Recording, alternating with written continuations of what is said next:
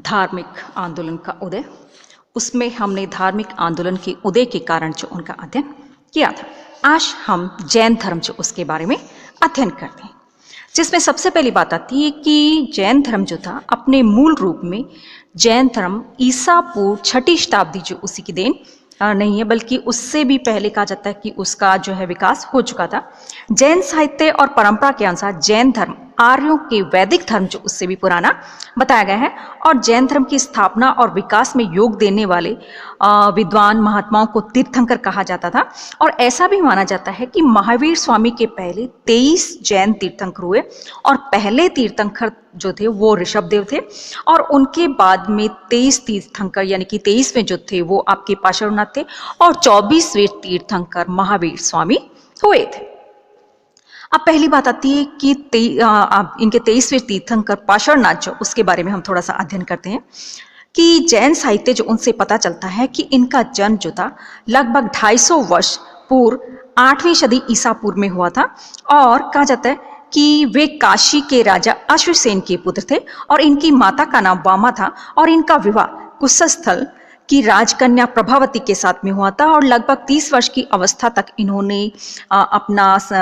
वैवाहिक जीवन जो उसको भोगा और फिर गृहस्थ जीवन जो उसको त्याग कर सत्य की खोज में उसमें निकल पड़े और लगभग 83 दिन की घोर तपस्या के बाद में वे सम्मेद पर्वत जो है वहां पर ज्ञान प्राप्त करने के लिए चले गए और ज्ञान प्राप्ति के बाद लगभग 70 वर्षों तक इन्होंने जैन धर्म जो उसका प्रचार प्रसार किया और 100 वर्ष की आयु में इनकी मृत्यु हो गई थी। पार्श्वनाथ द्वारा प्रतापित मार्ग का अनुसरण करने वाले जो होते थे वो कौन कहलाते थे? निर्ग्रंथ कहलाते थे। और कहा जाता है कि आपके महावीर स्वामी जो थे उनके माता पिता जो थे वो भी पार्श्वनाथ जो उसी के अनुयायी बताए जाते हैं। पार्श्वनाथ जो थे उन्होंने अपने अनुयायियों को 4 सिद्धांत जो उनके ऊपर चलने के लिए कहा था। वे था अहिंसा, सत्य, अस्त्य और अप्रिय। तो इस प्रकार से ये 4 सिद्धांत जो वो पार्श्वनाथ जो उन्होंने दिए थे और 5वां सिद्धांत जो वो ब्रह्मचार्य जो था किसने? महावीर स्वामी जो उन्होंने जोड़ा था। तो इस प्रकार से फिर बाद में जैन धर्म जो उसमें 5 सिद्धांत जो या 5 नियम जो उनको लागू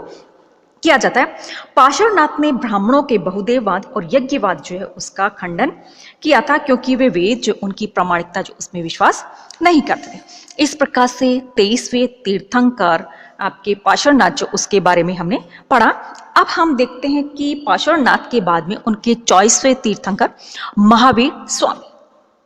पहले हम उनके भी थोड़े से जीवन जो उसके बारे में जान लेते हैं, उसके बाद में उनकी शिक्षाएं जो उसके बारे में अध्ययन करें कि जैन धर्म के 24वें और अंतिम तीर्थंकर महावीर स्वामी का जन्म वैशाली के समीप कुंड ग्राम में जात्रक क्षत्रिय कुल में 599 ईस्वी में लगभग हुआ था और उनके पिता का नाम जो था क्या था? सिद्धार्थ था और सिद्धार्थ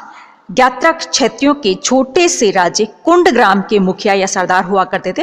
और उनकी माता का नाम त्रिशला था जो कि लिच्छवी वंश के प्रसिद्ध राजा चेटक की बहन होती थी। और महावीर स्वामी के बचपन का नाम जो था वो वर्धमान था और उनके बचपन पर एक ज्योतिषी जो है उसने भविष्यवाणी की थी कि बड़ा होने पर यह बालक या तो चक्रवर्ती राजा बनेगा अथवा परम ज्ञानी भिक्षु बनेगा। और वर्धमान को बचपन से कहा जाता है कि जिस प्रकार से राजा महाराजा क्षत्रियों के बच्चे जो उनको शिक्षा दी जाती है उसी प्रकार की शिक्षा दी गई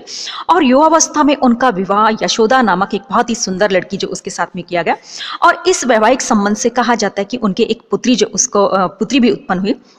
और इस पुत्री का विवाह जमाली नामक क्षत्रिय सरदार जो उसके साथ में किया गया था। वर्धमान जब कहा जाता है कि लगभग 30 वर्ष के हुए थे तब उनके पिता जो है उनका देहांत हो गया था और उनके देहांत की घटना से कहा जाता है कि उनका मन जो था बहुत ही ज्यादा विचलित हो गया और इस घटना से उनका दिमाग जो था या मन जो था वो निवृत्ति मार्गी प्रवृत्ति की ओर अधिक मजबूत हो गया और उन्होंने अपने बड़े भाई नंदी वर्धमान से पहले आज्ञा ली और आज्ञा लेने के बाद में उन्होंने घर छोड़ दिया और वो भिक्षु बन गए। और भिक्षु बनने के बाद में महावीर स्वामी जो 1 महीने तक कहा जाता है कि वस्त्र धारण किए और घोर तपस्या की, परंतु उन्हें लक्ष्य जो है अपना जो लक्ष्य जो था उसको प्राप्त करने में अभी तक कोई सफलता नहीं मिली थी। इसीलिए वो अब असंतुष्ट होकर उन्होंने पार्श्वनाथ के संप्रदाय जो उसको छोड़ दिया और अब वे अकेले ही चलने लगे और उनके वस्त्र कहा जाता है कि जीर्ण शीर्ण होकर गिर गए यानी कि गलकर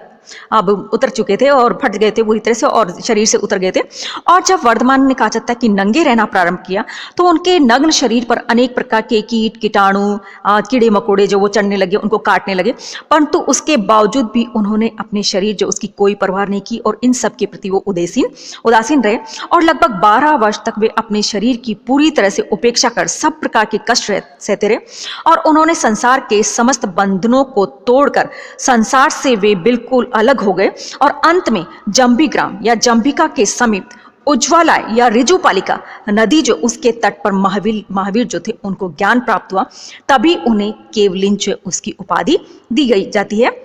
और अपनी इंद्रियों को जीत लेने के कारण वे जिन कहलाए और तपस्या के समय अपूर्व साहस दिखलाने के कारण वे महावीर के नाम से पुकारे जाने लगे। उन्होंने समस्त सांसारिक बंधन जो उनको तोड़ दिया था इसलिए वो निर्ग्रंथ कहलाए। सत्य का ज्ञान होने के बाद महावीर ने जनता को जीवन यापन करने का सही मार्ग दिखाना शुरू किया और जनता ने अपने विचारों का यानी कि प्रचार करने के लिए स्थान स्थान पर घूमने लगे। मगध, काशी, कौशल आदि राज्य में उन्होंने कहा जाता है कि प्रचार प्रसार किया, क्योंकि महावीर स्वामी का कई राजवंश उनसे निकट का संबंध था, क्योंकि वो स्वयं राजा के परिवार से थे और उन राजवंशों ने उन्हें धर्म प्रचार में काफी सहयोग जो वो भी दिया और उनकी सत्यवाणी तथा जीवन के सरल मार्ग से प्रभावित होकर सैकड़ों लोग जो थे उनके अनुयायी बनने लगे, जिसमें कि राजा, महाराजा, व्यापारी सभी लोग कहा जाता है कि महावीर स्वामी जो उनके धर्म उनका अनुयायी बन गए। और जैन साहित्य जो उनसे भी पता चलता है कि लिच्छवी का राज्य का चेटक, अवंती का प्रद्योत, मगध के बिंबिसार और अजातशत्रु, चंपा का दधिवायन और सिंधु सोवीर का उदयन आदि राजा महावीर के प्रति परम श्रद्धालु थे और उनके अनुयायी बन गए। और बौद्ध ग्रंथ जो उनसे भी पता चलता है कि बिंबिसार और प्रद्योत महात्मा बुद्ध के अनुयायी थे और इससे पता चलता है कि उस युग में हिंदू शासक धार्मिक दृष्टि से काफी उदार तथा धर्म सहिष्णु थे और वे ज्ञानी पुरुष जो उनका सम्मान और आदर करते थे, भले से वो किसी भी धर्म के क्यों ना रहे होंगे। अंत में 527 ईसा पूर्व के आसपास 72 वर्ष की आयु में पावापुरी में महावीर स्वामी जो उनको मोक्ष प्राप्त हुआ और उनकी मृत्यु के बाद में भी कहा जाता है कि उनका धर्म जो था वो फलता और फूलता रहा था।